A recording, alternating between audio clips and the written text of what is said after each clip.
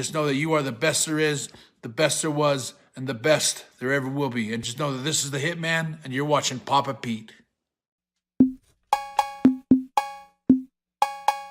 Papa Pete, the old ass gamer. Papa Pete, the old ass gamer. If you haven't grown up by the age of 50, you don't have to.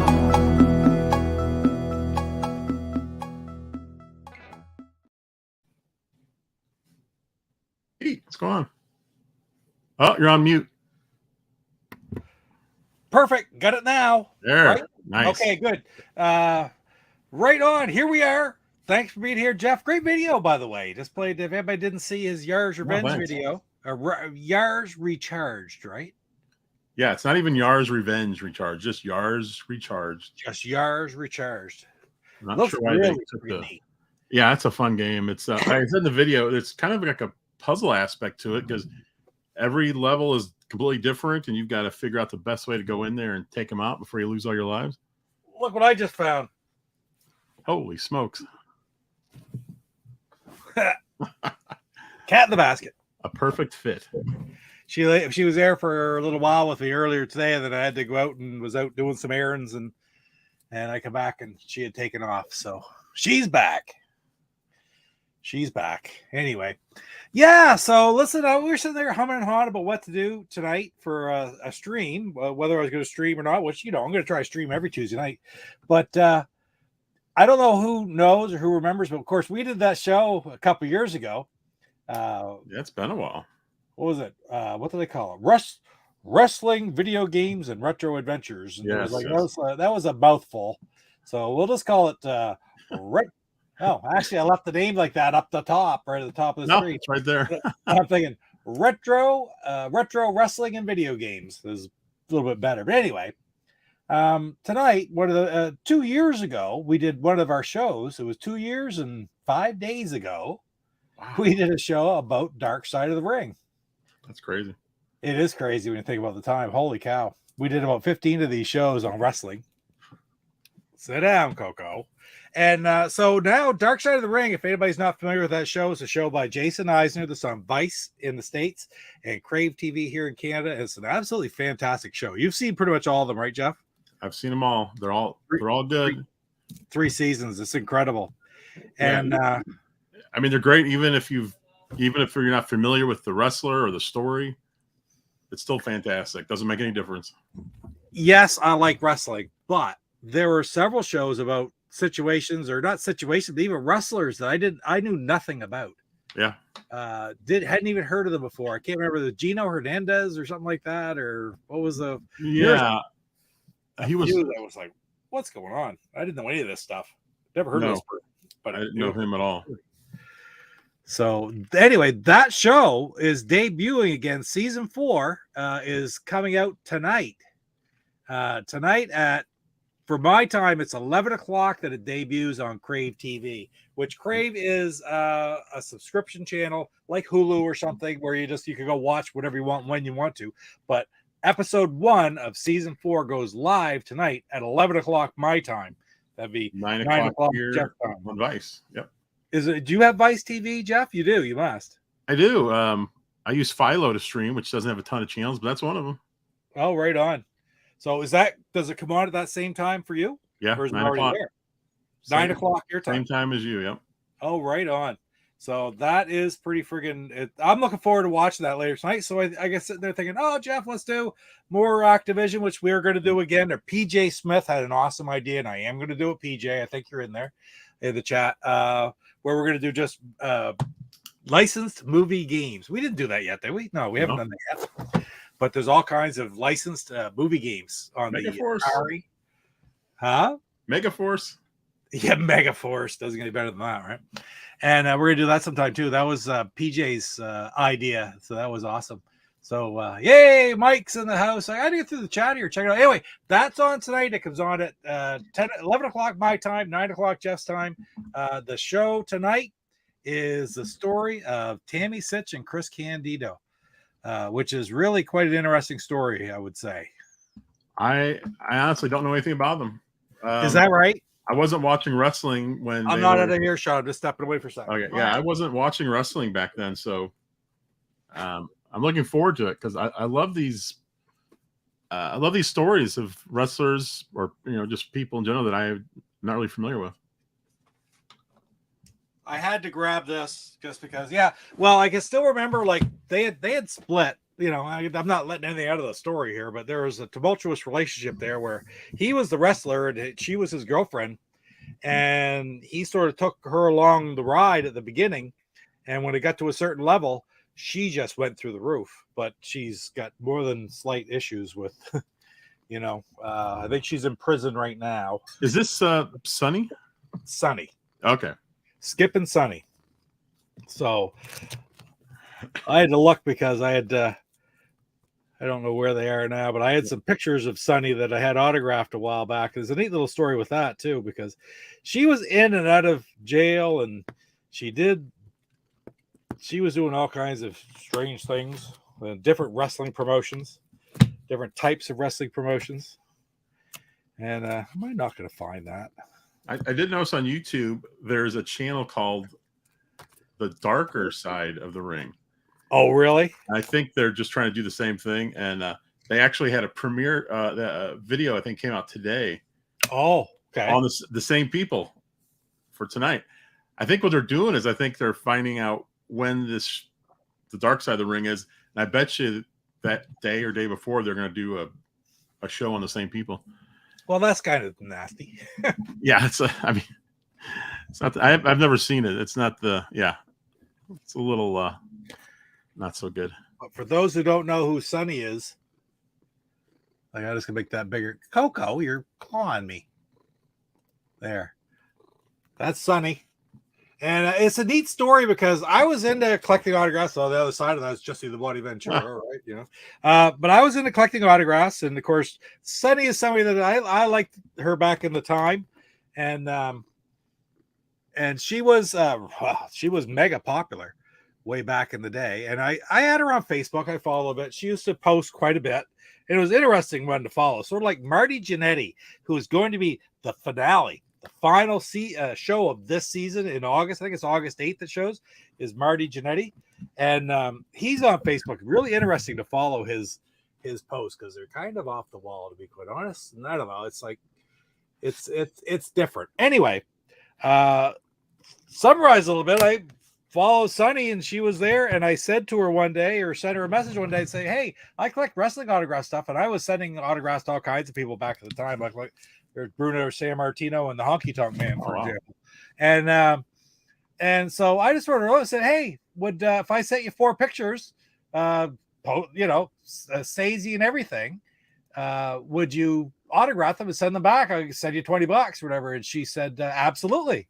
So that's how I got these pictures. So she messaged me her address, and I sent her the pictures, and she autographed them all. And really great, personalized and stuff, right? Which is, it's like, I don't do this to sell the stupid things. I do it because I'm a OCD collector. Like, I can't imagine that I collect anything. I don't know, There was some recent stuff with some wrestlers that were getting kind of aggravated, I think, because they're having some people asking for their autographs, and I think they kind of recognized these guys were they're like sellers, they're resellers, and exactly. There are people who follow them around and go to events, and they find out where they are at the hotels, they find out at the travel range, like the airports, and that's the same people hitting them up over and over and over again. Hey, Caper Dave. I was thinking about Caper Dave earlier today. I thought, hey, if we get a wrestling show out here, maybe Caper Dave will stop it again. He hasn't been around a while. There you go. Oh, I got to get the chat. Jim Cornette comment too. Right on. Jim Cornette today on his podcast interviewed the producer of Darkside and stated that they tried their best to include Tammy in the episode, but her lawyer advised her not to. And that's not surprising. That's of course, for those of you, I just want to put a little context to this right here. Caper, we got another one coming here. I'm going to put up. Caper Dave is from Nova Scotia, and where Jason Eisener, who is the director producer of this show, is also from Nova Scotia. So it's like, that's really interesting. It's pretty cool. Advise you not to give a new interview. If you like old-time wrestling stories, Jim Cornette's podcasts are of interest. Absolutely.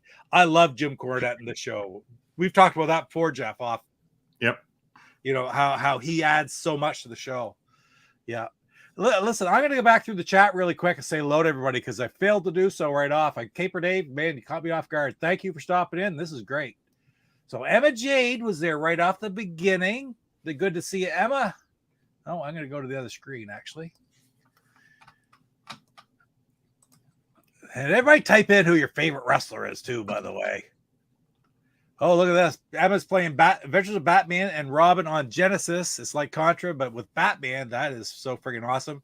And it is Stu is looking for that game on the SNES. That's the one he was talking about the other day. Remember that, Jeff? Yeah, I didn't know which one. I'm not real familiar with all the Batman games, but that's the one. Emma, is that an expensive game? I think it's a fairly expensive game on Genesis. It is on SNES. I know that. And I'm going to scroll down through, so I'll get to your answer in a minute. I was late getting to you, so don't worry about it. Saboteur's here. Thank you, Saboteur. Awesome to see you. And there's Kurt Bradshaw, as always. Let's see. PJ, of course. And thank you, PJ, for that idea. Jeff and I are going to stream that one of these days. We're going to play Atari because there aren't very many Intellivision. What are the Intellivision movie games? Empire Strikes Back. Are there any others? Trons. Yeah. But maybe there's more than that. But anyway, Atari's got tons. And I'd love to stream some of those. Junebug's here. That's awesome. Good to see you, Junebug. I was talking to everybody over in Jeff's premiere right a few minutes ago. Who else we got here? Casey's here, Intellivision Gamer. Good to see you, man. Good to see you. It's awful early for you there. Right there. You got your retro wrestling in my video games. You got your wrestling. You got your video games and my retro wrestling. Man, they just go hand in hand. And unfortunately, we're going to play a couple games here tonight. Not too much. We'll talk mostly, but we're going to play a couple games. But a lot of the games we're going to play, like it sort of get really big around. I find the SmackDown on the PlayStation, the PS1, and I haven't got anything like that hooked up. So I love that game. Did you ever play that one, Jeff? No. It was. I've barely played any wrestling video games. As much as I like wrestling, I just have not played many of them. I used to absolutely love them. And SmackDown and SmackDown Know Your Role were two of my favorites for the PS1. I picked this up for the Switch a while back. Oh, wow. Yeah. That's the one with Retromania Wrestling. Is that the one with RGT and John Riggs? Yeah. This is the one that has the on one of the level stages, whatever you want to call it. They have YouTuber logos in the center of the mat, which is kind of cool. But you know what? I tried the tutorial on that, and I couldn't figure it out. I'm like, how do I not know how to do this? I couldn't do it right, and I need to go back to it and try again. Oh my God, PJ Smith, thank you, PJ, so much. Who released the first cartridge wrestling game? And his favorite wrestler was the Honky Tonk Man. Oh my God, that means I got to freaking flip this open and find the Honky Tonk Man again. I know it's towards the end. Gatto. I don't know how many pictures I got of the Honky Tonk Man, actually. All right, baby, I can't find them. Well, I just had it. Bruno Sammartino and the Honky Tonk Man, right? And who released the first cartridge? If I was to make an educated guess at that, there's one autograph picture of the Honky Tonk Man. Of course, they're to Connor, because I used to send them to Connor as well. Connor used to send them in. And of course, he get tired of them. Did Atari have any wrestling games? I don't remember any. There's one called Title Match, and I'm thinking that might very well be it. But it came out probably about the same time as the Intellivision Super Body Slam Wrestling. I don't know if there were any on the Fairchild or anything like that, but I don't think so. But thank you so much for the super chat, PJ. That's absolutely friggin' awesome. Thank you. And but that would I'd say would be the first. Should take a look too. Could you do a quick search on that, Jeff? For what's that? For first cartridge-based wrestling game? Yep. I'll scroll back up to the top or back up to where I was going down through the chat. Just take a quick look down through. Oh, and JWD, good to see you, man. Did you see the WrestleQuest is coming to Switch, but I don't think it's a traditional wrestling game. I don't know what that is. That game looks really cool. It is it's more like an RPG kind of. Okay, yeah. I mean, you do wrestle, but there's like RPG elements. It looks really interesting. Yeah, he's right. It's not a traditional wrestling game, but still looks cool. And Mike's in the house before they're going to chat later on. They're going to stream later on tonight. They're always on after us, the original Next Level Gaming on the NLG channel. So thank you for being here, Mike. Let's see the Caper Dave come in. Scrolling through. Oh, have you ever played the remake of NES Tag Team Muscle on the GameCube? I have not. I've barely played Muscle, but I have played it. But it's been years since I played it. Wait, is that the one with the for GameCube? Is that the one with like the masked wrestler on the cover? Yes, I like think it Team is. Muscle or something. Like that, yeah. Well, this is bizarre, P. I can't even get to Google for some reason, but I'm on here. I obviously have internet. I don't know why isn't Google working for me? Oh, cool. The Macho Man, the Macho Warrior, Rick Hogan. Suppose it all the plays on words. Salvatore's favorite wrestler. Man, you know what? You have good taste, sir. Rowdy Roddy Piper. I just watched him. I'm still trying to get through the WrestleManias. I'm on WrestleMania 12, and he just fought Goldust in a Hollywood backlot match. That was interesting. Especially when he took Goldust's clothes off. That was interesting. I'll leave it at that. I'm not saying it was bad. I'm not saying it was necessarily good, but it was definitely interesting. I was watching Celia, and she's like, "What?" Because she had never seen Goldust. She goes, "Who is that?" She goes, "What is he?" Then he takes the clothes off. She goes, why is he dressed like that? I said, I don't know. Just a gimmick they're doing. It's Goldust. Yeah. One of Dusty's boys. She paid $43 card only. So that's pricey. That's pricey. But all I've ever heard, Emma, is that's the cost of that game. And I'm telling you this right now. Stu's looking for it. Yeah, SNES, I think, is quite a bit more than that. Yeah, unfortunately. I wonder, are they the same game, or are they just completely different? I really a lot of times the games were completely different. Yeah, which was kind of cool. Or sometimes they just play different. Might be the same game, but like for example, NHL '94. Okay, I'll go back to a sports game which I played a ton of. It played so much better on the Genesis than it ever did on the SNES. Right? I think sports games in general are just better on Genesis because Genesis just ran faster. I don't know what the deal was, but it just ran faster. JWD Fire Pro World is the best, but controls are hard to master. That's a Japanese game, right? Fire Pro Wrestling. And they used to have wasn't that out for every system going? Like there's different Fire Pro G. I'm thinking Fire Pro G. I was like, I don't know if the Switch ever got one, but I think there was a Fire Pro recently, like in the last year or two. Oh, okay. I think it was on Steam. I don't know if it came to any of the consoles or not. There, Emma Jade's Super Nintendo Genesis games are different. The Batman and Robin game. Oh, okay. That's even better. Then you can get both of them. And Michael Hayes, good to see you, man. Oh, champion. Oh, WWE on NES. Okay, well, maybe that's Salvatore's answer for possibly for the first one. I don't think it was. I think it would be title match for the Atari or the Intellivision one even. I don't know when Champion Pro on SG-1000 would be 84. 83. The Intellivision one will be 83. It could be, but would it be cartridge? Remember, we're talking just cartridge too. I like watching the Van Erich brothers. Then, if you want to watch Dark Side of the Ring show on the Von Erichs, Kurt, it was exceptional. That was a good one, wasn't it, Jeff? Oh, that one was. It was so hard to watch when you. I didn't know about the first son, the little boy. I didn't know about that. That made it even worse. I'm like, oh my gosh. Yeah. How did these parents and the kids? How did they get through? The show Kevin Von Erich. The show is so well done. Now, Kevin Von Erich just moved back to Texas.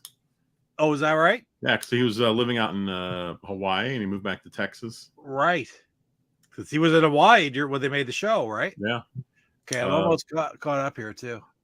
Yeah, that's. Where did you see that he just moved back? It was like on Google News or something. It popped up on my phone. I thought it was kind of interesting. Huh. Yeah, that's pretty cool for him. I mean, he goes back there. He's a legend there, and everywhere he goes, people are going to be like, "Hey, Kevin Von Erich, love watching you." My former Roku channel has been playing. Oh my god, I'd watch those. I hadn't seen those. I got a Roku right here in front of me. My TV's a Roku. Mine is Canadian, so I don't know.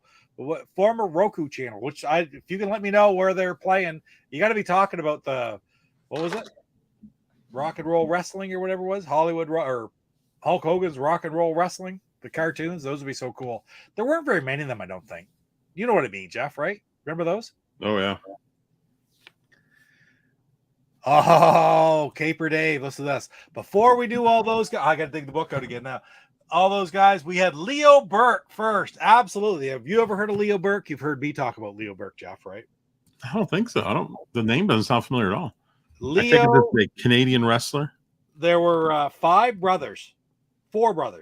The Beast, Leo Burke, the Cormier brothers, Rudy K and Bobby K. And they were the big superstars in Atlantic Grand Prix Wrestling, which of course was called World Grand Prix Wrestling. But they also used to it was summers out here, winters in Calgary. So Stampede Wrestling. They go back and forth, okay?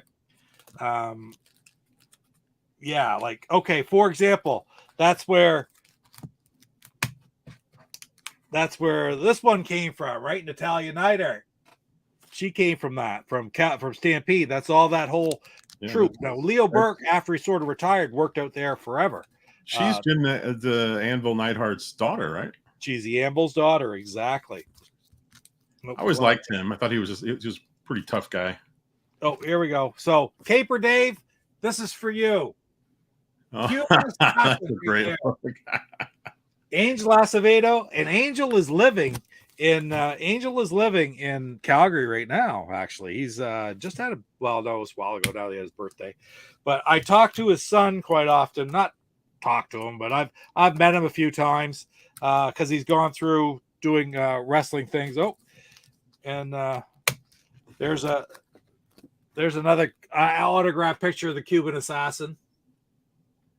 All right, that's old, but I want to find you the ones of Cuban Assassin 2. If I can find it here quickly. Oh, there we go. Where is it? There we go. So that is the original Cuban Assassin's son, Richie, with Connor and I. Did he go by Cuban Assassin 2? He goes by Cuban Assassin 2. Be Cuban Assassin 1, Cuban Assassin 2. I always love wrestlers who have two, like remember the Grapplers 1 and 2, Mr. Wrestling 1 and 2. Yeah, exactly. I always like that. Super Machine. Super Machine 1, Super Machine 2. I was saying, I told you, I was going through a bunch of wrestling. I was looking up some Kamala, the Uganda Giant thing. Right. And there was a second Kamala 2. And oh my God. I think there was like two different ones. It was really confusing. It was I forgot what the name of the wrestler was, but it was just so funny when he came out and the announcers were making fun of him. Oh wow, look at that. We went to see them. Connor always loved it. Find my spotter, making myself full screen. Solo layout. And I'll take that down. Connor always loved it. So we went and saw them many, many moons ago just at a high school down the road, and then this is only 6 or 7 years later, he went and saw him again, and quite a change. So I made that picture every once in a while. I'll post it on his on Richie's site there, and that's cool. It's cool. He was a really great guy. He's got a bunch of movies actually. He's made some different movies. Russell Massacre. Is it Russell Massacre? Yes, Russell Massacre. Pretty classic.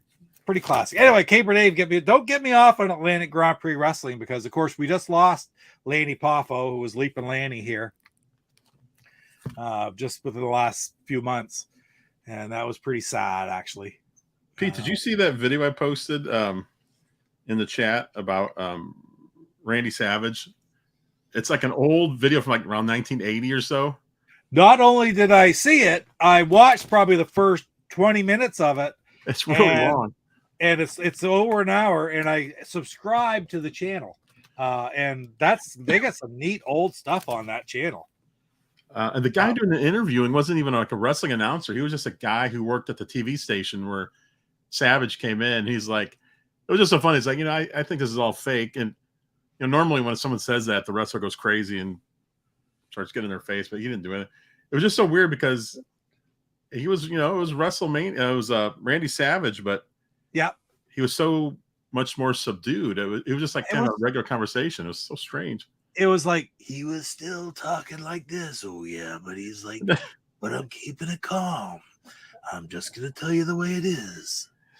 And they told me they come into the baseball. They come in and they said, "You don't play for this team anymore. Your fans aren't allowed in the dugout."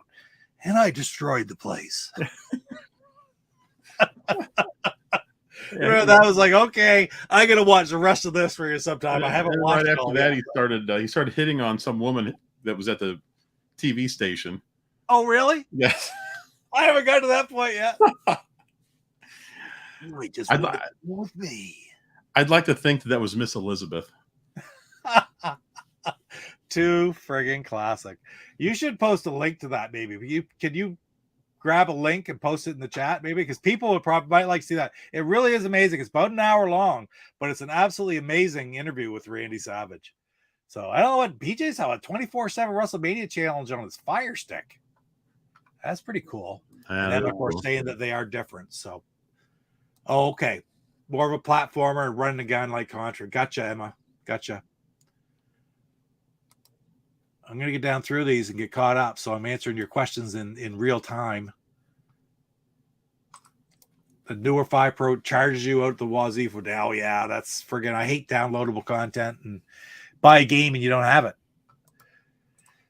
Title match launched with the Junior. Right on, GWD. Thank you. That's good to know. I don't have any Davey Boy Smith autographs or anything. I mean, he died in 2001, right? I mean, he died at 39. I wish I did. I wish I had Night Art too. It was really strange. A buddy of mine who I met through Connor when Connor was right into it. One of Connor's friends, like Connor hung out with like Jerps 93 and RGT 85, who everybody knows RGT. He's exploded since then. D-Dave and those guys. And one of the fellas lives down in Tampa area. And he and his dad go to concerts all the time. And he turned around at a concert, and there's Natalia and Jim sitting behind them, right? Yeah. And it's like, so they're fairly subdued about it, but he's hey, nice to meet you, blah, blah, blah. And that night he posted a picture. Well, it wasn't 2 weeks later, it was very shortly afterwards, Jim passed away. Very, very sad. So, how did he die?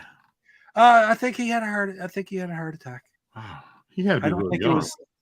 He was not old. No, he was. I think he's in his 60s. Oh wow, he's older than I thought he was.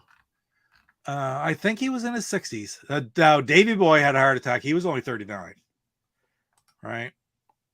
Davey Boy was, but it's. So many wrestlers die young. It's it's the lifestyle, eh? Oh, Emma Jade right here. Favorite wrestler was Macho Man Randy Savage. Oh yeah, there he is right there. That's a Slim Jim era Macho Man right there too. Little story behind that is like I sort of scammed that because I have a niece who lives in Fort Walton Beach, Florida, and she's into she's into flea marketing and stuff too, and she collects and does all this stuff. And of course, my son Connor's into it, and she always says, find Pyrex for me and I'll find stuff for you. And he goes, I want wrestling figures. So she shows up here one day last year before. It was a night during Go Game Go because I was late for the show, Jeff. She was here visiting. And she brought that up to give to Connor. And I put Macho Man right up there. And I thought, Connor, you really don't need Macho Man that bad. He's got his spot on the shelf now. So that's a Slim Jim era Macho Man right there. It's even the red and black. Red and yellow and black from Slim Jim, right? Yeah, Macho Man's one of the best ever, I think. I agree 100%. 100%. You ever hear the stories about him? How when he would wrestle, he would insist on the other wrestler like sitting down with him, and he had like a script written out, and he went over with the wrestler because he wanted it point by point. He wanted to do it. He had like everything planned out. And he was meticulous. Yeah. It was like that with what was it, the Tito Santana match, the one that everyone loves? The Ricky Steamboat. He they had the whole thing written out. Yeah. It's amazing. Unbelievable. Oh yeah, and Spider-Man is Bonesaw. That was awesome too, Emma, for sure. Giant Gonzalez versus Almost. We won't go there, JWD. I don't know. Almost has been fine. He's been fine. Problem there's no one to wrestle. When you're that big, who are you going to wrestle? And what do you do? What do you do with it, right? I mean, it's entertaining as a one-off, but I mean, he wrestled Seth Rollins not too long ago. Yeah, and that was WrestleMania, wasn't it? Oh, was that WrestleMania? Yeah, I think it was. It was, yeah. And then they just had a pay-per-view. What was that 2 weekends ago? The one in Saudi Arabia. Or Seth Rollins. I haven't watched all that yet. Seth Rollins fights AJ Styles for the new heavyweight championship, which I'm not even sure what that is. I don't know why they have another one. I haven't figured it all out yet. I haven't even been watching it enough. I tried and I just haven't. I don't even know what. I expected Cody Rhodes to win. I'm sorry. And okay, one of the biggest turns in the Atlantic territory was the Cuban Assassin went from heel to babyface and tagged with Leo Burke. It was almost insane. Cuban Assassin, of course, there were two of them at one time, not his son, Cuban Assassin 2, but originally it was the Cuban Assassins, and there was two of them. And then they ended up getting split up or whatever like that, and one went away. And he was the biggest heel in history. And for him to become babyface, because the trouble is people loved him as a heel, and that's what happens when a heel becomes so beloved that they have to turn him face because people are cheering him over top of the faces. Heels that people end up loving, I think, are like the best wrestlers ever because they've got both sides rooting for him. It's amazing you can do that. Steve Austin, man, Stone Cold Steve Austin, and Brett was good enough that Brett saw exactly what to do with that. Brett saw that we can make this work. We can make him the biggest friggin' face going. I'll be the biggest heel in the US and I'll be the biggest face, be the exact opposite everywhere else, and it'll be the most passionate thing because everybody will hate. Everybody outside the US is going to want what they don't want, and everybody in the US is going to want what outside the US doesn't want. Yes. So it was an absolutely amazing friggin'. Have you ever seen anything like it? No, that's crazy. Calgary Stampede, in your house, Calgary Stampede in 1997, when they went 5-on-5, and you put Stone Cold Steve Austin and all these faces against these heels who have been booed and just screamed and thrown and stabbed and everything in the U.S. That was the most amazing thing because everything just turned opposite for one night. It was really amazing. That summer of 97 was an amazing time. I digress. Oh, speaking of WrestleMania earlier, I watched WrestleMania 11. That was the worst thing I've ever seen in my life. I'm trying to think of 11. That was that's not the Lawrence Taylor one. Yeah. Yeah, that was not a good one. No, that was a bad one. Yeah, I didn't like 12 either. It was Lawrence Taylor versus Bam Bam Bigelow. I'm like, why? Yeah. Why? Yeah, and he was terrible. Exactly. He could barely stand up. He kept falling down. I was like, hanging on Bigelow, and yeah, no, it was bad. And then you knew, and then he's going to win because he's the celebrity. They're not going to let the celebrity come in and lose. Yeah, that's right. That was a rough one to get through. So there's the interview right there, guys. If you want to write that down or copy it off the field, that's that 1 hour interview. It's really kind of neat. It's neat as hell. It's so funny. They got an old rotary phone sitting there, and they take calls, and they have some box hooked up to the button. The guy would press the button, and someone would just start talking. It was really interesting. So it was like friggin' a little podunk town in the Midwestern states. I don't even know where it was. Small town TV station. And we'll get this guy in. He's doing the tour around the area. And the guy became the Macho Man later on, but it was just so weird. Okay, WWE was in town in the early 90s, and after the show, all the wrestlers went to the big bar in town. Macho didn't take long leaving, but left with 2 good-looking girls, one on each arm. Oh, yeah. Yeah, and he already had Elizabeth. Or did he? I don't know. By then, no, he probably didn't by then.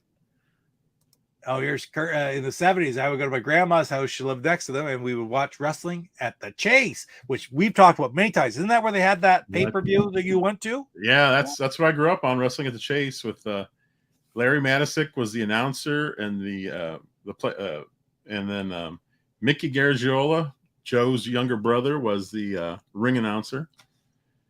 And it was filmed, in Chase Park Plaza, which is this beautiful hotel. And they had it set up in one of the ballrooms. Doc, keep going.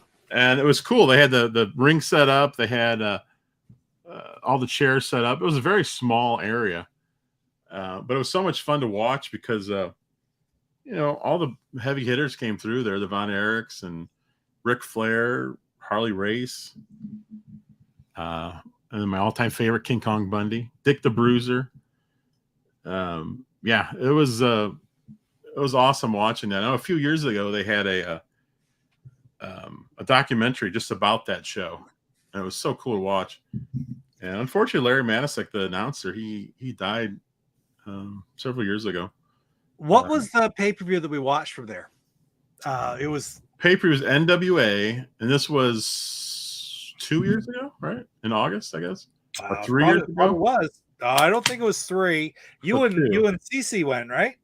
Yeah, so it definitely wasn't. That's an all-female one, though. It was all women. Yeah. Oh, okay. Yeah. I think it was the first all women pay-per-view. And Mickey James organized it.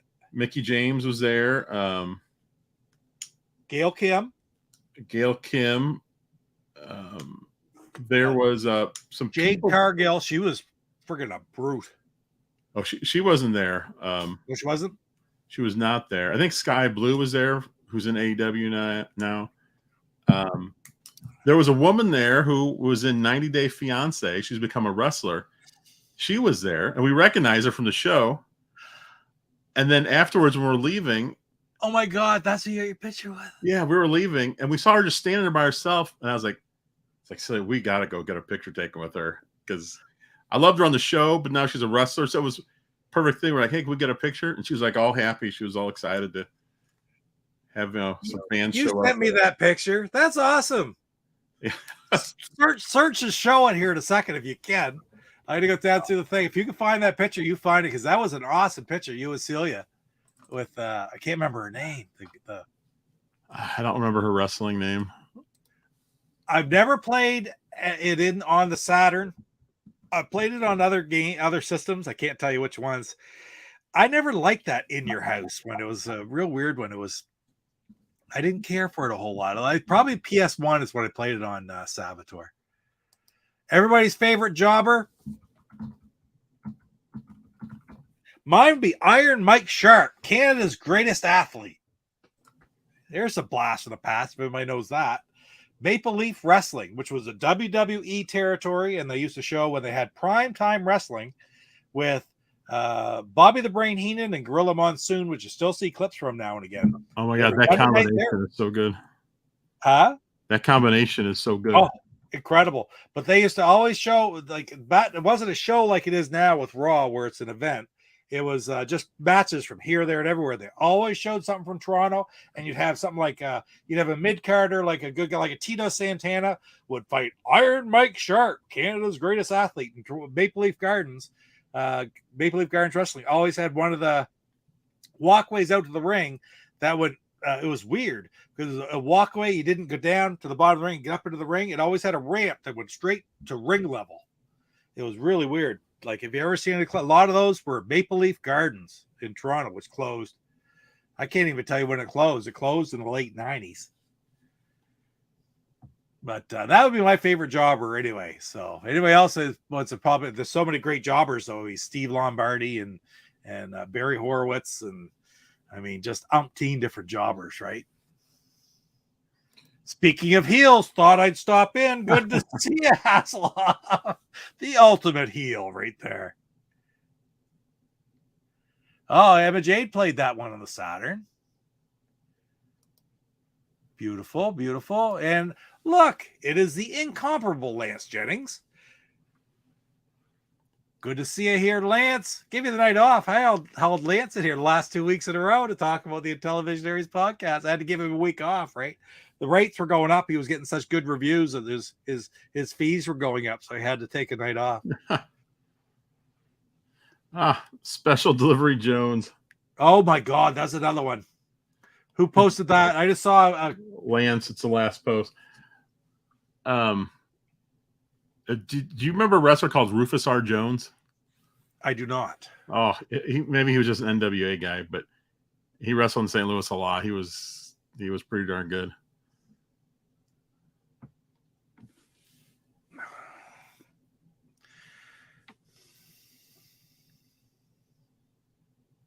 I'm thinking here. You got to be talking about Wrestling with Shadows. Is that what it's called? Oh, for freak's sake. I love talking about this stuff. Love it.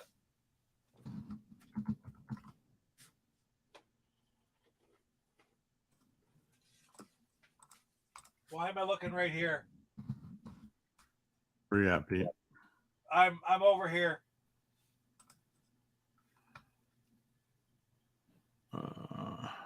Lance knows Rufus R. Jones. Took a knife stab for Roddy Piper in the Mid-Atlantic. Oh, God. Rufus R. Jones was a tough dude.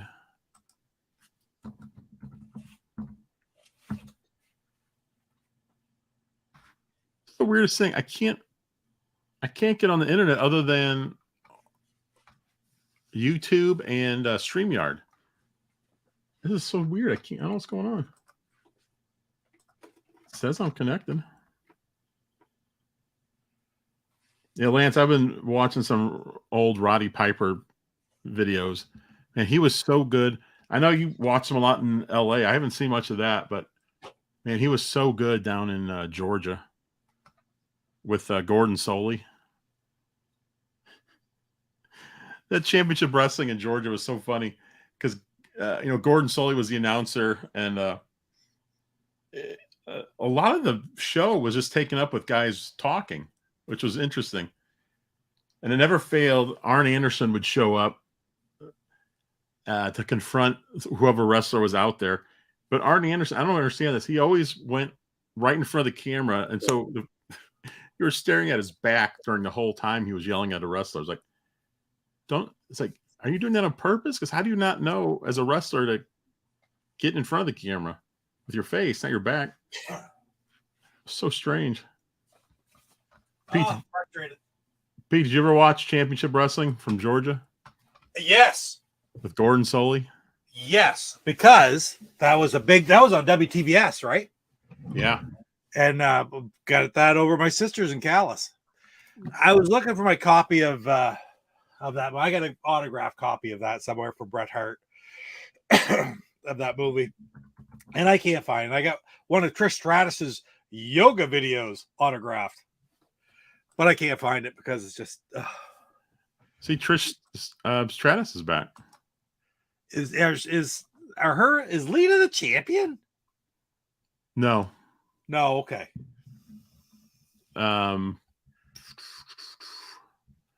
I'm trying to think. Lita and Becky Lynch were tag team champions Yes, I remember that. briefly, and then Trish? I think she turned on Becky Lynch. Oh, I saw something about that, but I haven't really watched it a whole lot since. Yeah, Lawrence Taylor was just so god awful in that match. I can't even believe they allowed him to. Vince didn't care. Taylor was huge. Taylor was struggling, having a lot of problems. There's a name for that. You like that name, Jeff? Remember we had that discussion. Did George Animal Steel ever pin anyone ever? I've never seen it. I've looked at a bunch of his matches. I've never seen him pin anybody. The only time I've seen him win is when he did that. Was it like some kind of arm lock where he'd pick that guy, he'd bend the guy's arm and pick him up and hold him up high in the air. Yes. Yeah. And it was so. I mean, it looked terrible. I mean, he did that to Macho Man. No, there was a guy. I think his name starts with a G. He wasn't like a big wrestler, but I think he was like tag team champion or something. But Tony Guerrera, maybe? Tony Guerrera, yeah. Tony Guerrera was big backstage too, like as an agent afterwards. He did it to him, and in that his arm, his elbow, everything was just completely out of whack. It was like, oh my god, he really hurt that guy, because it just seemed so real. Saviter hits the nail on the head here. Glow. I love Glow. I tell you, I loved the Netflix series much more so. And I don't know if anybody is still on there. They canceled it after 3 seasons. And I'll say this about it. The first 2 seasons were excellent. The first season, exceptional. The second season, very, very good. The third season, but it's too bad they canceled it, because they could have gone somewhere at least with those characters. But what a great... It was neat. I remember watching it back in the day. Do you remember it at all, Jeff, from back in the 80s? No, I never watched it. I remember we went down in 1988 in August, went down 6 guys. We were pretty young. I was only 19 or 20. I don't think I was even like I was legal drinking age here and not legal drinking age in the States. But a couple of them were. And we went down and we ended up staying in this dumpy hotel one night, and 4 of them wanted to go out and play football outside in the ballpark a lot across the street. And me and another guy stayed in. I watched, flipped it over. It was Glow Wrestling. Come on. We watched that. And the guys got like being in outside Boston playing football in the parking lot. The cops didn't take long to show up to throw them the hell out of there. And then we all watched Glow Wrestling. So stories from Boston when I was a youth. But that's my story of Glow Wrestling, the original show. And it's kind of neat because I keep saying Barone. Oh, shit. What's her name? Heather Barone, or I can't remember. Anyway, Hollywood. Hollywood is the character in Glow Wrestling. Later on went into more notorious fame as being the star of the 3DO classic, Plumbers Don't Wear Ties. 3DO classic. So I would love to have not only a copy of some of Glow Wrestling for way back in the day, but I'd love to have a copy of Plumbers Don't Wear Ties too. So I thought that was coming to Switch. Maybe it never did. But I thought it was supposed to come to Switch. Really? Yeah, I think they were remaking it. Like sort of like Night Shift or Night Trap. Yeah, Night Trap, and was it Double Switch? I think it was another one from I could see that Sega CD era. I mean, I only knew about it because of the Angry Video Game Nerd. It is absolutely hilarious. But actually, and I can't think of her name. It's Barone. I can't think of her first name. Is on. I have no excuse whatsoever because she's on Cameo. So there's no reason that I don't have an intro for the channel. I mean, I got a Bret Hart intro. I got a Nick Gage intro. Why can't I have a Hollywood intro, right? I love that Bret Hart intro because I know he's your favorite wrestler. So it's so cool. That was, it was 3 or 4 years ago now. And I can still remember there was this summertime. My birthday was coming, or Father's Day, one of the two, and they were giggling and tee-heeing downstairs, Mama C and MJ, and they thought of this, that they would do this for me for Father's Day. It's like, oh my God. And then the next year, Connor got me the Nick Gage one just after the next Nick Gage episode of Dark Side of the Ring is quite interesting as well. Oh my gosh, that Nick Gage thing is that intro is so funny. It just cracks me up every single time. Papa Pete, the old guy gamer. I just love the way he struggled. Oh, it's great. If you guys haven't seen that, I don't know if I have it accessible, but anyway, it's too funny. Love King Kong Money in the Splash. Was it at WrestleMania that he splashed the little person? He splashed Little Beaver in WrestleMania 3. He did. And Bobby Heenan, there's beaver all over the place.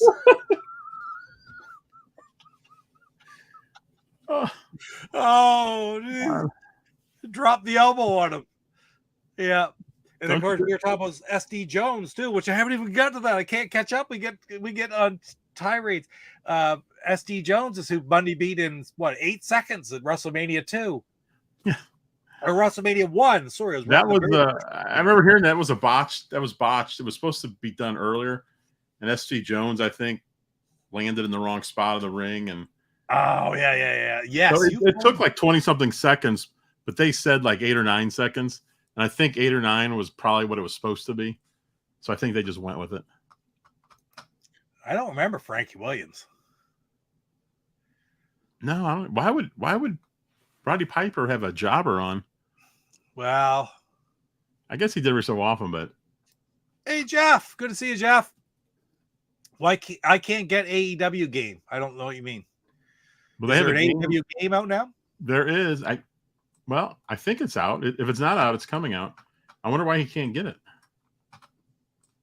Huh. Third Killer Bee. That would be a little difficult for us.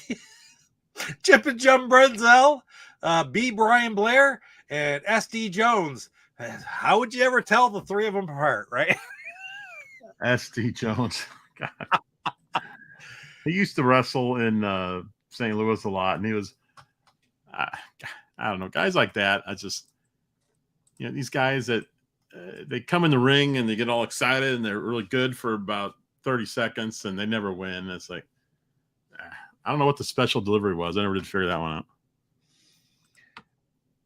Did you ever talk to, this is cool, Lance posted this a few minutes ago, and I was just getting to it, of course. Lawrence Taylor versus Zeus. And Zeus was from No Holds Barred, right? Tiny Lister. Tiny Lister was also in the John Candy movie, Armed and Dangerous. Remember that with Meg Ryan and Eugene Levy? Yeah. Oh, something's going on here. What's my...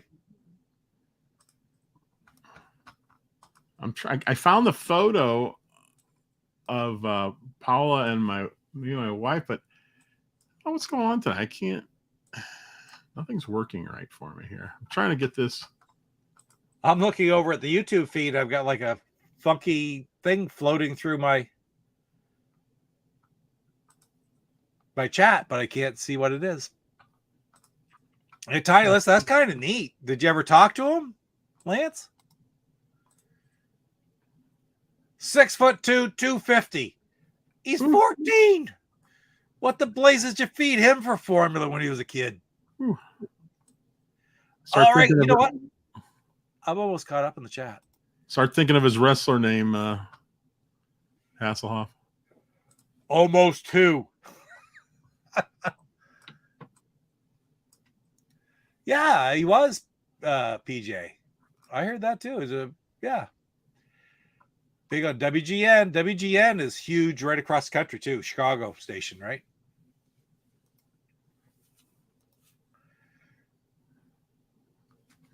Oh, do you have Abdul the Butcher in your collection, Pete?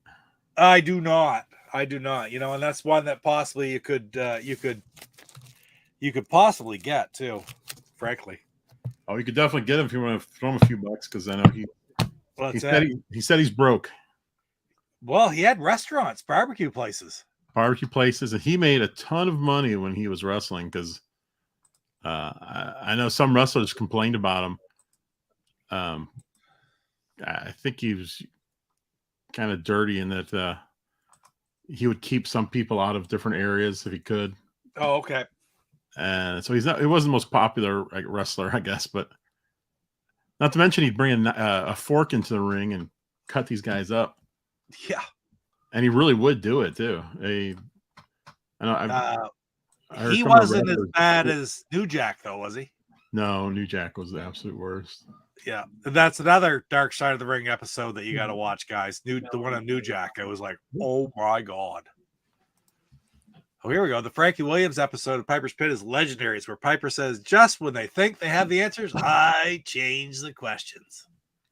God, Piper's one of my favorite moments on there was remember when he hit Superfly Snook on the head with a coconut. Like, I don't think that was a fake coconut either. I don't think it was. It looked like it actually exploded. PJ Smith said Baron von Raschke. Yes. He wrestled in St. Louis a lot. Yeah. He would go up against the Von Erich kids a lot, and they'd do a double claw with each other. Lance didn't talk to him, but he saw him several times. Of course, Tiny Lister's passed away too. Yeah. Forks, Jeff. I'm caught up in the chat, which means I can take this moment to let me see. I've got this picture, Pete. I'm trying to figure out how to get it over here.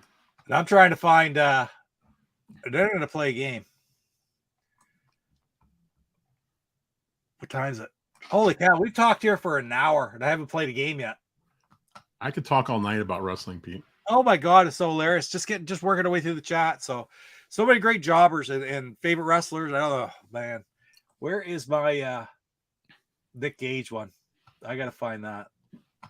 We had a wrestler here in St. Louis. His name was Max Blue, and I don't know why I remember him because he's one of those guys who just came and he just lost every single match. He never won. He was just there for the stars to beat up. I remember Max Blue. Oh, ho. Guess what? I found it. Let's see if I can actually get it to go up.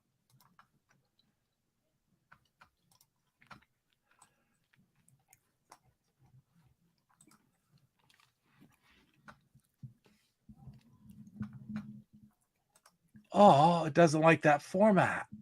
JWD says he's kind of like a streaming jobber. Yeah, I got you there, JD or JWD.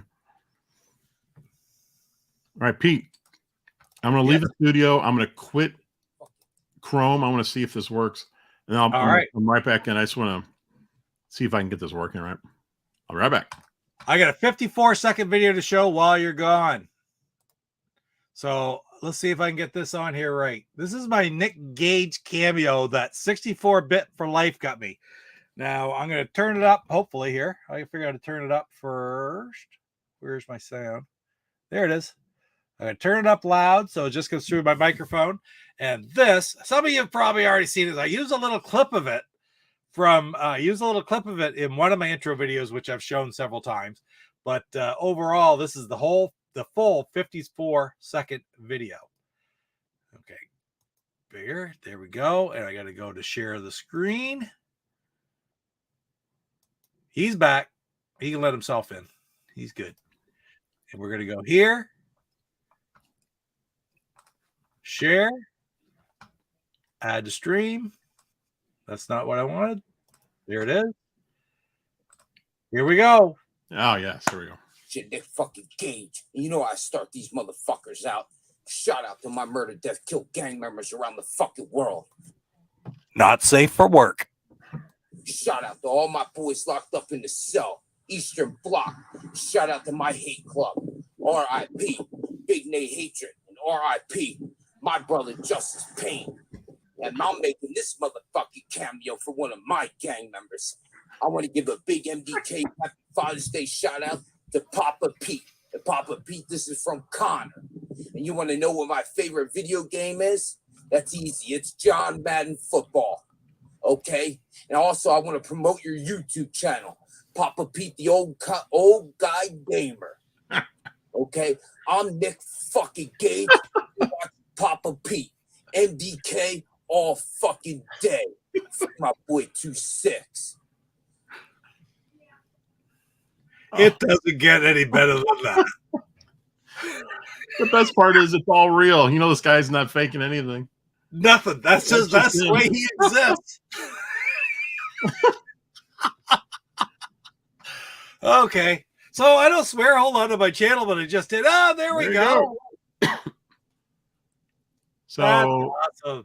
This was right after the show. We saw her standing there, so we went and got our picture taken with her. I can't remember what the heck her name was, though. Oh, shoot, we do too. I remember I watched her. We watched her. Like, I watched that pay-per-view. I think I still have that pay-per-view somewhere on here. I don't think I I didn't know you watched it, Pete.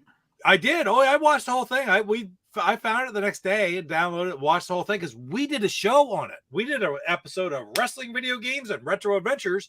Yeah, I remember that pay-per-view. You know who else was there? Was Chelsea Green, who is currently in WWE. That's right. And I thought I recognized her from that show when I saw her on. She's kind of jobbing a bit there, isn't she? Yeah. Oh, Caper Dave has a good one here. Okay, first of all, Lance Jennings, Nick Gage for the Kindergarten Cop reboot. It's not. Yes, Lance, I think that's a friggin' classic right there. And Caper Dave hit the nail on the head right here. Current day heels, any MJF fans. I think he's the best heel out there now. I'm a huge fan. He's hilarious. He continues it even in like fan autograph sessions. He still keeps going with the character. He doesn't let up. Oh my God, I gotta do it here. I gotta find it because this is too friggin' funny. I don't know if you guys have seen his cameos or not. He was talking to a dad, and dad had his daughter there. She was like 11 years old. And he asked the kid how old he goes, how old are you? She goes, 11. He goes, you know, your dad made a really bad mistake 11 years ago. Oh, God, MJF is just hilarious. You know, I haven't seen AEW in a while. I don't know why. I keep missing it. I wish their pay-per-views were on something like Peacock where I could just subscribe to the app because I'm not paying $60 or $50, whatever it is. No, that's right. It's just too much. So MJF for a personal video is $816 Canadian. That's Canadian. Put it on comparison. Bret Hart's 200 Canadian. Okay. So what is that American? Because I remember looking it up. He was 500 American. Yeah, he always been around 500. It's gone up. Yeah, I was gonna say that's not 500. It's not 800 and something Canadian. No, 500 is about 500 is close to 700 now. But yeah, Caper Dave. I think MJF. He's probably the best heel going. Probably the best talker going. And he's so good. I can't tell what's real and what isn't with him. All right. We got to put it in here. This is just his promotion video to get people to get his cameos. Okay. Yeah, thank you. Oh. The sound's off on the video. I'm going to let it roll through and then I'll turn the sound on. It's only 15 seconds. Very, very quick. All right. Because it is worth hearing.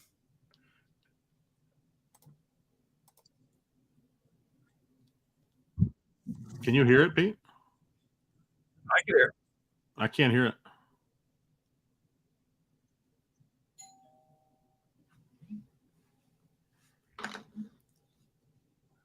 You can hear it? No, I can't hear it.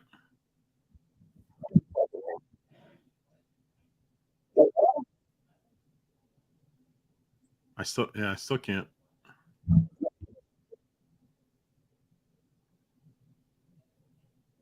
We can do it. We can fix that in a hurry.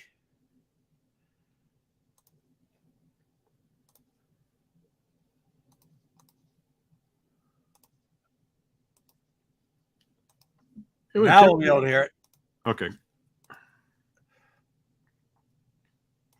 Hey, this is MJF, obviously. Hear it. I just got out of the shower. And to be honest, the only reason why I'm doing this is because I'm really bored. And the reason why I made it $500 and everybody else is so much cheaper is because I don't like you people. So good luck affording it. Wanted me to hit you up and tell you that you got a cute button shorts. Doubt it. And she also said to say that you're a great boyfriend and a bunch of other gushy shit that I don't really care for. Here's the deal, Valdo. This Jess chick, she seems nice and all, but do you really want to only sleep with one girl for the rest of your life? Think on that. Ladies and gentlemen, you are watching a dumb, worthless, cowardice piece of shit named Bam.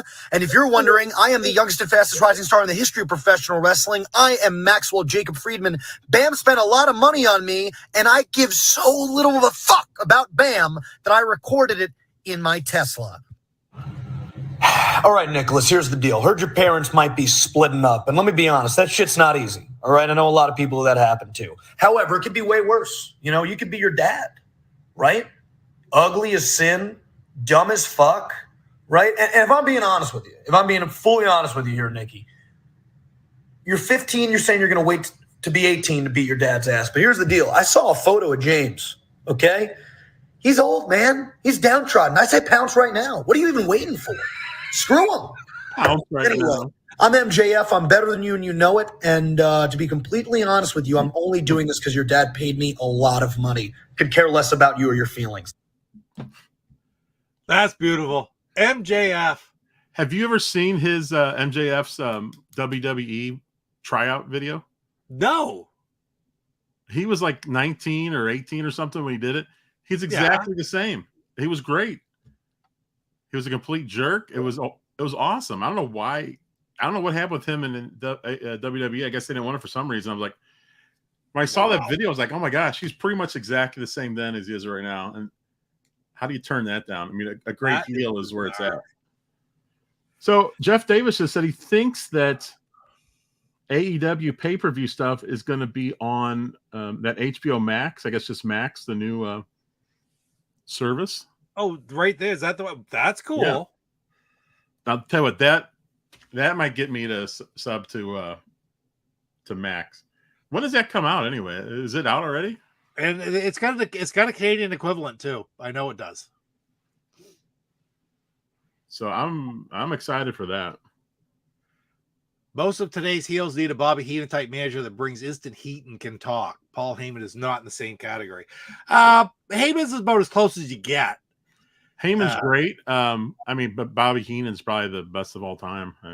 Oh, yeah, without a doubt. And oh my God, Caper Dave. Yeah, absolutely. Thank you for bringing him up because I gotta listen to that. That's hilarious. That's hilarious. I don't care if I ever listen to a friggin' if we play any games, we'll just talk. I said to Jeff, Jeff goes, well, I don't have any real wrestling games I could play on except for Atari. I said, well, we probably won't really play a whole lot of games. JWD says Max is $10 a month with ads. Well,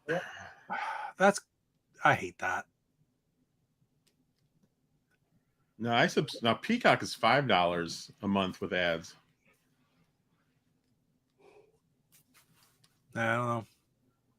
I love Peacock because you spend $60 a year and you get how many pay-per-views from WWE a year? Like 8, something like that. At least 12. Wow, yeah, it's worth it for me just for that. Plus, Peacock does have some movies that I've watched. But even if I just got it for wrestling, it's well worth it. Yeah, I agree, Lance. They would. They'd ruin them. Well, we can't have you be MJF. That's what you were somewhere else. You'll have to be like change them to friggin' Simon Dean or something. Yeah. Yeah, crazy. I know he wants to go to WWE. Something bad. Does he? Yeah, he says it all the time in his stuff, and I mean whether that's real or not, but I think it probably is real that he really wants to go there. I don't know. Yeah, that's a good question, actually, because they do have writers. I assume the writers are in the same union. I bet you they're not. You don't think so? No, I bet you their own in-house. So you don't think they're part of a union? No. Oh, I'd be that's shocked pretty if they were. But it's good if they are, but I can't see them allowing that to happen. Yeah. Wow. Now, I liked the last pay-per-view they had. I thought it was pretty good.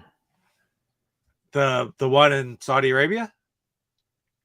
I haven't watched it yet. That was pretty decent. Should turn it on tomorrow. I won't tell you which one, but there was a match that ended up being like a squash match, and that it didn't last very long. It was really quick and over quick. It was Right. just done. And my guess is that there was an injury involved because Okay. the person who got squashed, you wouldn't think they would do it to that person. So Oh wow. I don't know. I'm guessing a lot of times these pay-per-views, it's kind of interesting watching what's real and what isn't. Like in 2 pay-per-views ago when Finn Balor took the ladder right off his head. Yes. And he busted open. And the same thing happened to Brock Lesnar, not this past one, but the one before. The turnbuckle was taken off, and Cody Rhodes threw him at the turnbuckle, and he hit that metal part head on, like his nose and forehead. He just boom. And he was busted up. He was bleeding like crazy. So I was like, that was pretty obvious that was real. All right. Hey, listen. We're caught. What the heck? Oh, I don't want that to play. Can you hear that? Oh, yeah. Catchy tune. I have no idea what's going on in this house right now, Pete. We've had 3 doorbell rings since I've been on the show. Really? One was our neighbor. She gave us brownies because my son brought it in. I just ate it here on the show. Oh, who was ringing our bell? That's very unusual for us to have company at 8 o'clock at night. There was a wrestler in Billy Madison that was secretly a school principal.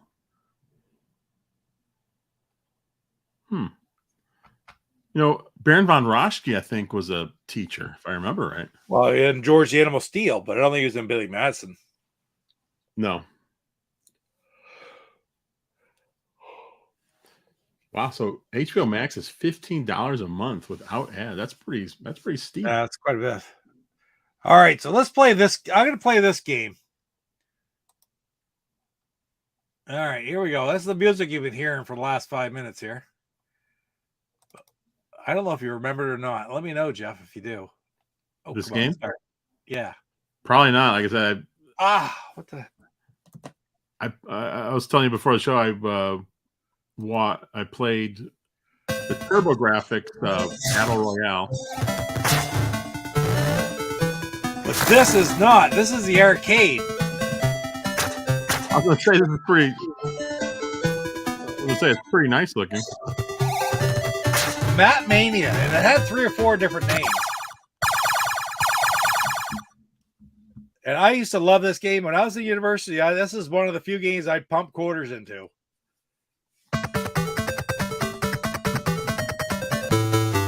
Anybody remember this game? No, I never played this. Never thought about it.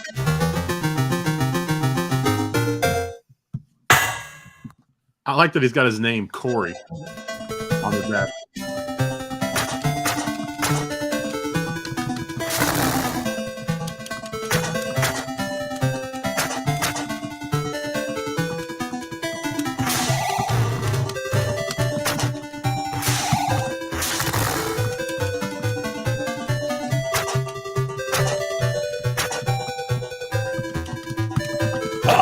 Reversal. Fight the Insane Warrior.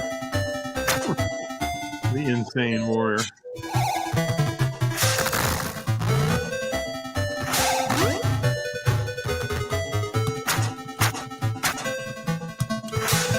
JWD said this Matt Mania came to 7,800. Did it come? Was it on the 7,800? Wow, with some caveats, though. I'm guessing it's scaled down quite a bit.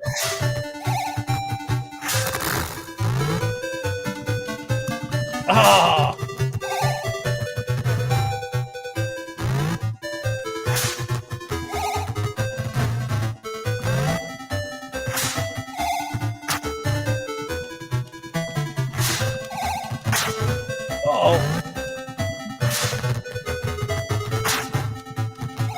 I'm in trouble. Oh, nice pickup.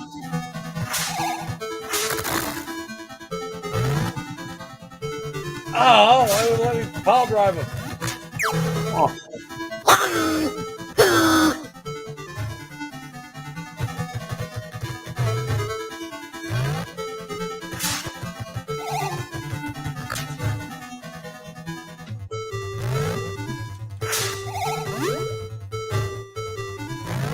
40 seconds left. Uh-oh. That's not a good sign.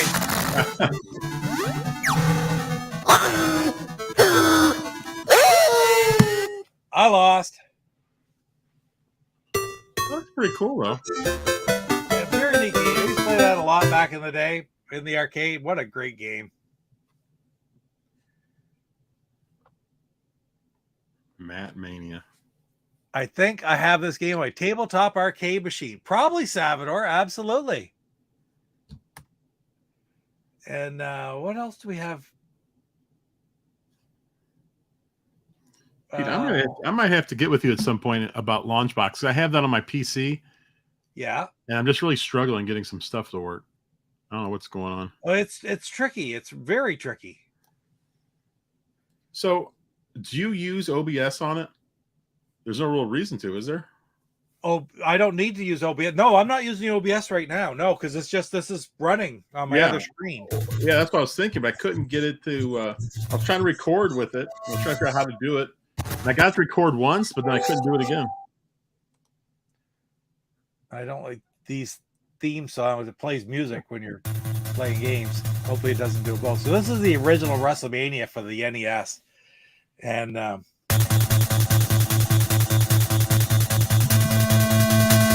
this is the very first real wrestling game going, you know?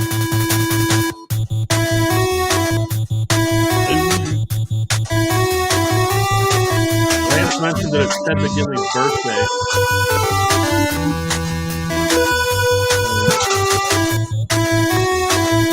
KWE asked if McGinley was a wrestler. What would you call him?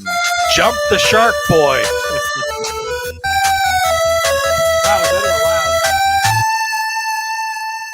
Is that as loud to you guys as it is to me? It was very loud, yes. Okay, we'll get rid of that. To figure out what I'm doing here. Number of players. 1. Okay. Still really loud. Still really loud. It is. At least for me it is. How's that? A little better. Still pretty loud though. Oh, I can't hear you either. What can I do to turn that down?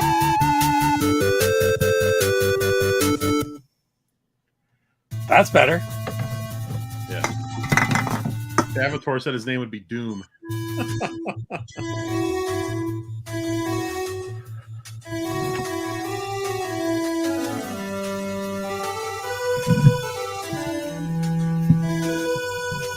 Oh, maybe I'm still sharing.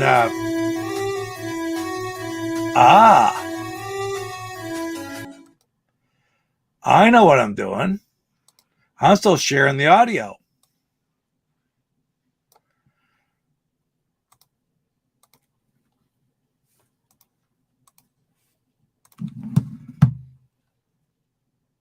There. Now is it better? Yeah, not quite as loud.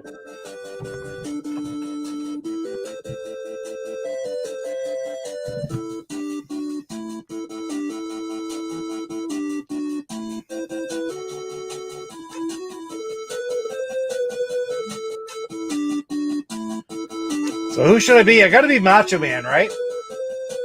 Oh, yeah.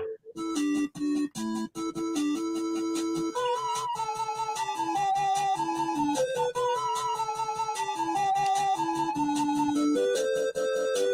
Somebody's favorite wrestler in here said there was Honky Tonk Man.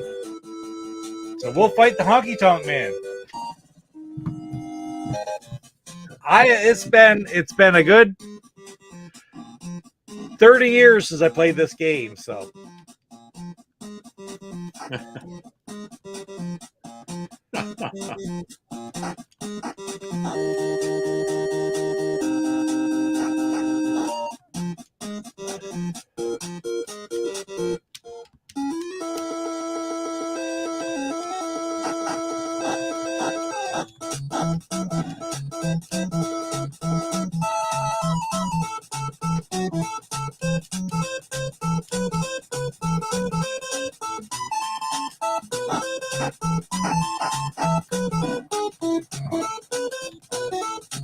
well, the NES only had 2 buttons to hit.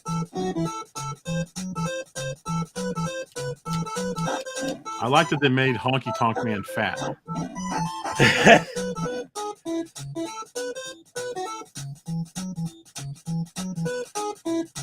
Pete, I've also been watching the Hall of Fame show for WWE.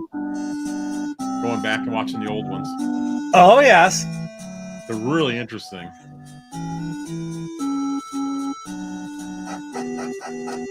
By the way, we were talking about Darkside of the Ring. Those same guys did that Tales from the Territory. Oh, yeah. Tales from the Territories, which I guess it was just a one season and done for them. But man, that is so good.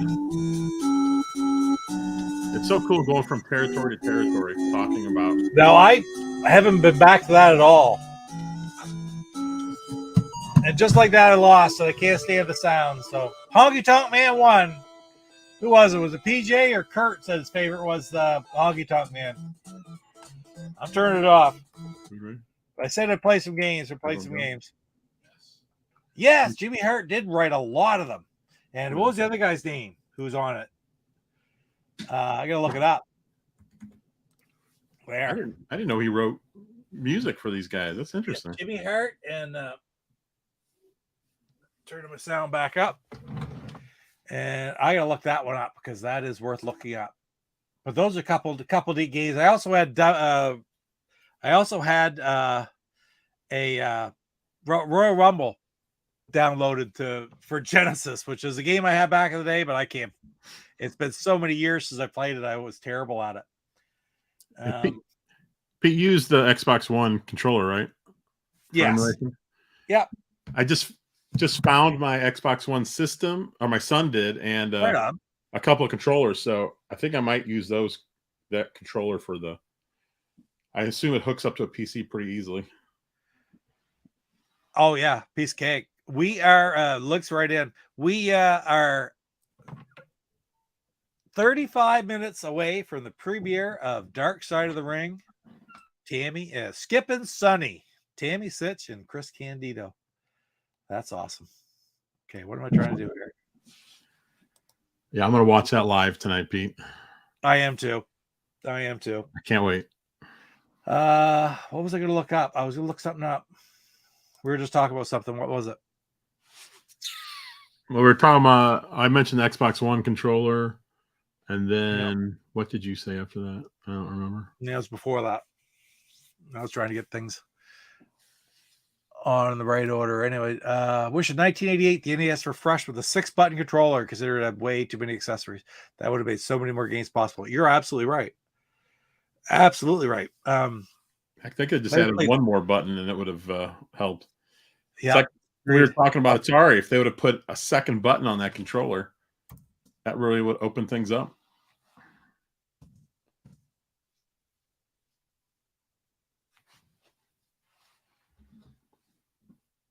James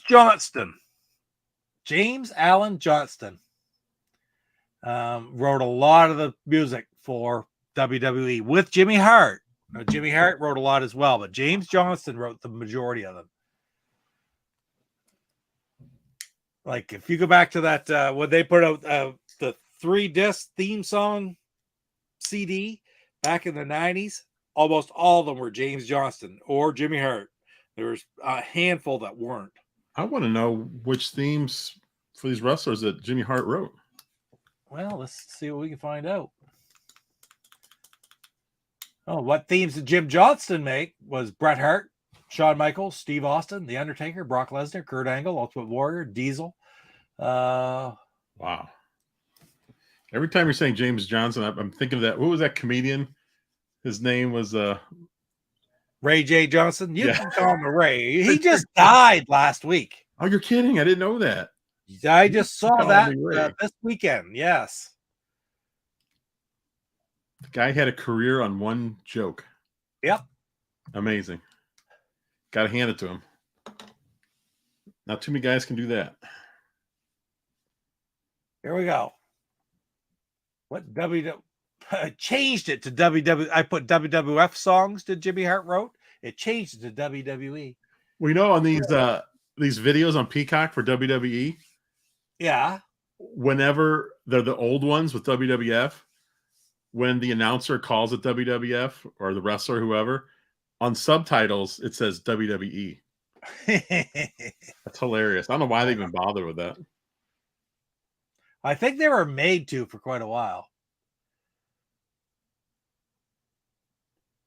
Jimmy Hart was in a singing group? Wow.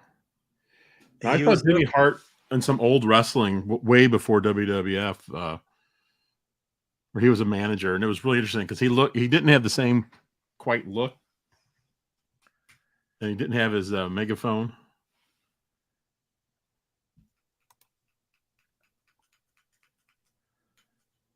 Second Darren was Bewitched was her dad on there and Teen Witch. That's hilarious. That would be Dick Sargent.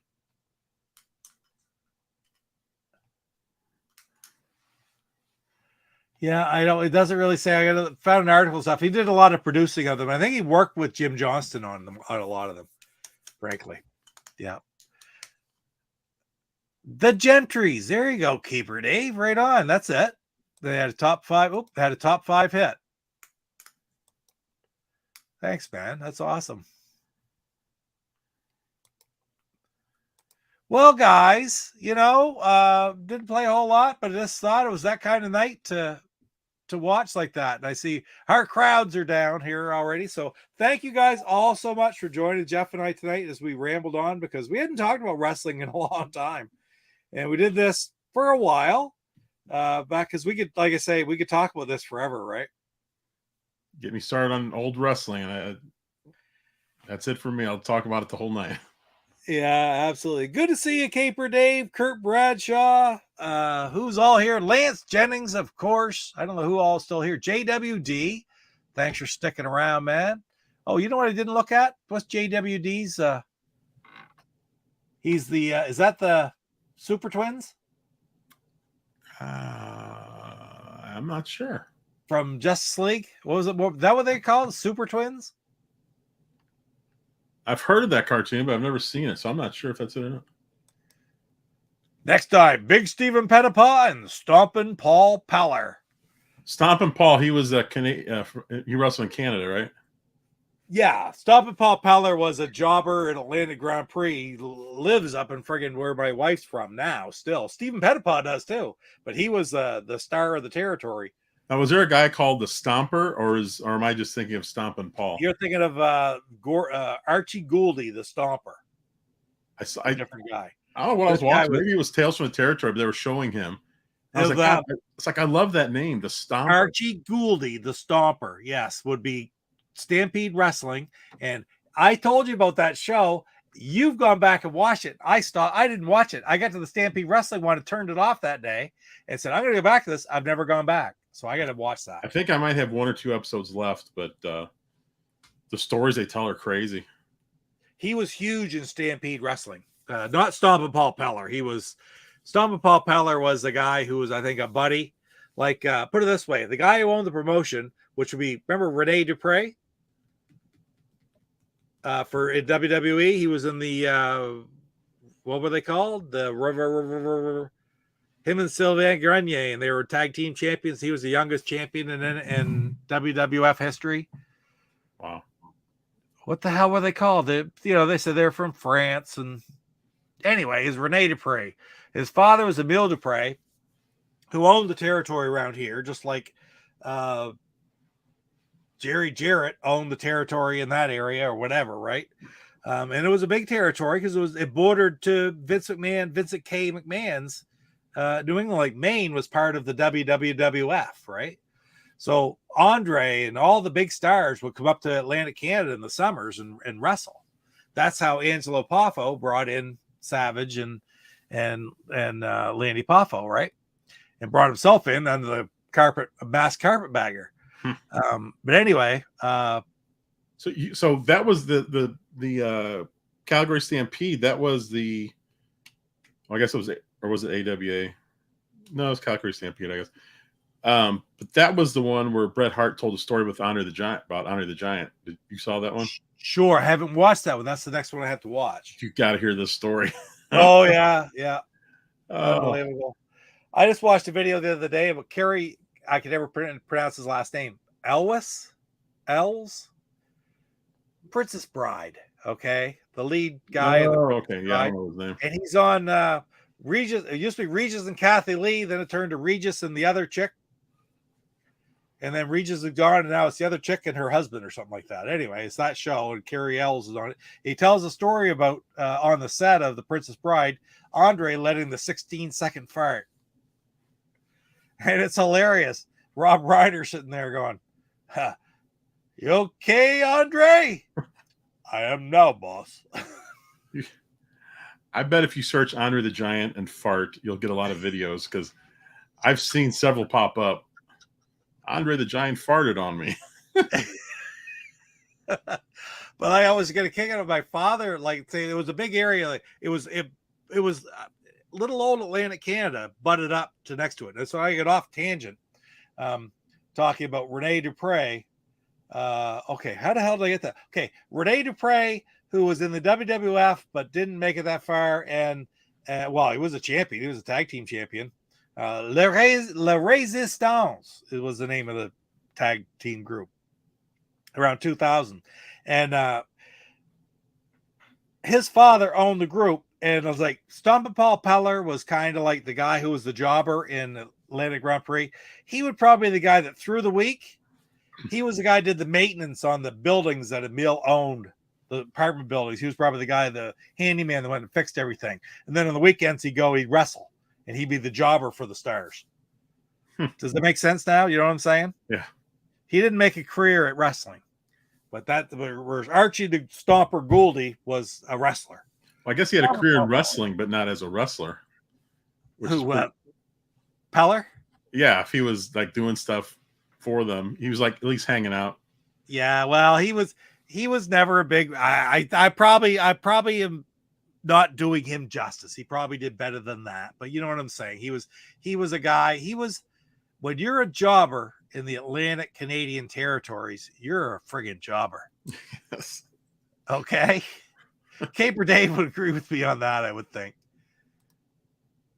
Quebecers. No, one of the Quebecers, that was oh God, don't get me going there. The Quebecers were brain farts. Jacques Rougeau, and Jean-Pierre Lafitte, or whatever he called himself, the other guy. It wasn't his brother Raymond. But oh yeah, Caber Dave knows exactly what I'm talking about with Stop with Paul Peller. I was going through great guy. He was every wrestling territory needs a competent jobber, because the jobbers can't just throw somebody out there. They got to know what they're doing. Yeah, put the guys over, and that's what Stop and Paul Peller was. I was going through the wrestling stuff on Peacock on WWE. Yes, and they've got. I guess they own just so many territories that they've got so many videos now, like AWA stuff, championship wrestling. I wish they'd get more up there, because they basically turned into the museum of wrestling. Oh, you're absolutely right. Yeah, I'd like to see some of the stuff from Portland, like Playboy Buddy Rose type stuff, and like the stuff out in LA. Lance was talking about with Roddy Piper when he was really young. I'd love to see that stuff. Yeah, it'd be interesting as hell. But I don't know that it's in their own their own best interest to do it. Unfortunately. Yeah. Anyway, guys, right on. Thank you so much for joining us here today. I'm going to roll us out with our video once more, because I love to show my Bret Hart video. And hey, we will see you guys next week. I don't know what we're going to stream next week. Probably more gaming next week because it won't. Although there will be another episode of Dark Side of the Ring every Tuesday night at 11 o'clock Papa Pete time for the next 8 or 10 weeks. So that is awesome, guys. Thanks again for joining us. Good to see you, Caper Dave. Good to see you, JWD, as always. Lance, Kurt, PJ, Emma, if you're still here. Right on. Thanks for joining us, guys. We will see you all if I get to the right screen. I never get the right screen. We'll see you next time. Take care.